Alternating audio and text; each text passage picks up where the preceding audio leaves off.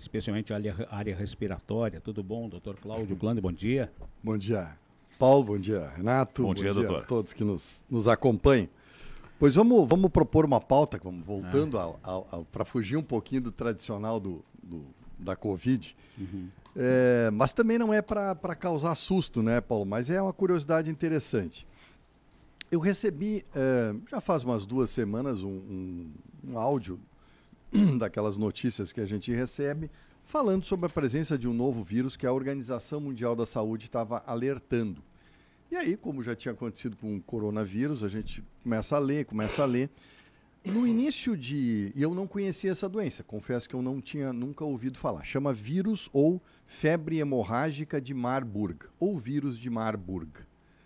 Ela é muito parecida com ebola, e aí eu acho que as pessoas vão lembrar e associar. Então ela é uma infecção por vírus também. O vírus, como eu disse, ele é muito semelhante ao ebola. Ele tem o habitat dele natural em áreas florestais. Ele gosta de ficar em animais silvestres. Parece que o morcego também, assim como foi relatado no coronavírus, é o principal repositário desses vírus. E de vez em quando, como acontece com ebola, quando há contato de algumas pessoas com esses vírus, acaba acontecendo pequenos surtos. Ele foi descoberto a primeira vez em 1967, então na Alemanha, isso é curioso, foi lá. Mas depois disso, todos os surtos que ocorreram foram na África ou na região basicamente ali em volta da África ou Madagascar, aí na ilha também. A Guiné tem sido o principal local, assim como Angola, como é o caso do ebola também. Quando a pessoa se infecta, normalmente em 5 a 10 dias, que é o tradicional das infecções virais, né?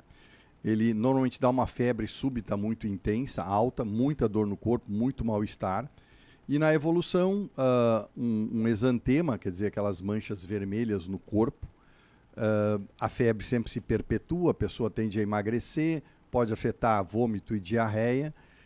E se a doença, vamos dizer assim, não é de fase 1, né, como a gente já alertou na questão da Covid, ela evolui, aí pode ter falência de múltiplos órgãos, enfim, a pessoa via falecer. Aliás, a taxa de letalidade nesses anos todos foi muito variada. Quando tem um bom suporte, ela fica ali por volta de 25% a 30%, já é alta, mas em locais onde não tem acesso à saúde, a mortalidade vai a 90%. Então, parecido com o ebola, que sempre tido como 80% de letalidade o vírus. Ele é transmitido por secreções, então, mais do que o coronavírus, que são só secreções respiratórias. Nesse caso, todas as secreções humanas, o suor, a urina, a diarreia, ele pode ser transmitido. E aí é contato pessoa para pessoa. Quando tem alguma suspeita de surto, no caso da África, eles já têm um preparo, né, para esses tipos de infecções atípicas. Eles já isolam as pessoas e não têm ocorrido surtos muito grandes. Normalmente ficam na faixa de 15, 18, 20 pessoas infectadas. Agora, esse caso que foi detectado em agosto ficou restrito a uma aldeia. Uma pessoa até agora faleceu, então o surto já foi controlado. Mas, enfim, é uma situação, de novo, peculiar aí de a gente conversar. Cláudio, o coronavírus matou mais do que a gripe espanhola, né? Pelos cálculos que se tem até aqui. Não, Paulo, não. A gripe espanhola matou 50 milhões de pessoas. Então houve um outro episódio que foi marcante na medicina e que o corona teria ultrapassado. Já teve vários, né? Peste negra. Pode ser, Paulo. Teve um outro episódio assim. Mas a gripe espanhola calcularam em 50 milhões de pessoas a morte. Embora são números também difíceis de recuperar lá de 1918, né? Não está havendo digamos assim, um exagero em termos de receituário de medicamentos para as pessoas, ou até mesmo afrouxamento de alguns, regramento para que a pessoa possa ter uma imunidade maior. Porque lá pelas tantas, até nós estamos pesquisando aqui o amoxicilina, hoje é o antibiótico que os médicos mais receituam quando tem qualquer risco de inflamação, mete a amoxicilina. E aí o corpo não começa a ficar um pouco resistente aos efeitos desse tipo de antibiótico. E aí quando acontece situações como vírus ou outras bactérias, nós não estamos menos preparados para combatê-los? Não, essa é uma leitura que hoje se aceita muito claro, viu, Paulo? O ser humano, e aí isso a gente pode nos remeter para a nossa primeira infância lá, quando engatinhamos ainda, né?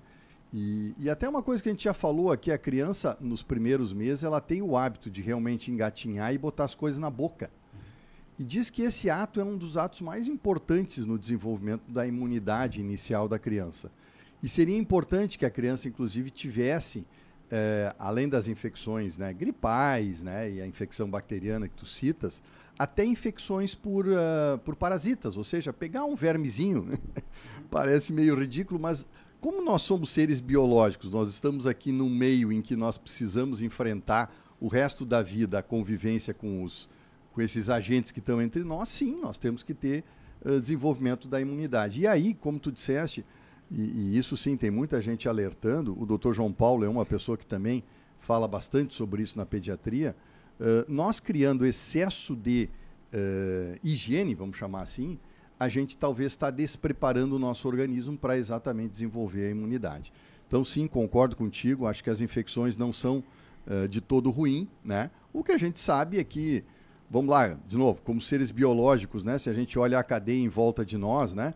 O cachorro está lá tentando pegar o passarinho, quando pega, mata, é rato, e assim, a cadeia alimentar normalmente é de um se alimentando do outro. As bactérias, os vírus, tentam se alimentar de nós, né? Os vírus tentam se criar, se manterem vivos a partir do corpo humano como um replicador da sua carga viral. Então, o ser humano, ele está aí também no meio dessa luta toda. E a própria dieta do ser humano mudou muito, né? Aí vem né, várias questões de hábito, né, Paulo? Nós estamos vivendo muito mais também graças a esses avanços. E aí a gente também, claro, com o envelhecimento, nós temos menos capacidades de enfrentar isso. E aí nós estamos ainda aprendendo até certas coisas. Mas com relação à exposição às infecções, concordo plenamente, o ser humano não pode querer viver sem desenvolver infecção. Acho que isso vai tornar o nosso sistema imunológico muito frágil e realmente incapaz de enfrentar doenças. Um abraço, Cláudio. Boa semana a todos. Obrigado, Cláudio Klein, pneumologista, 12,4 a temperatura, faltando 9 para as 8.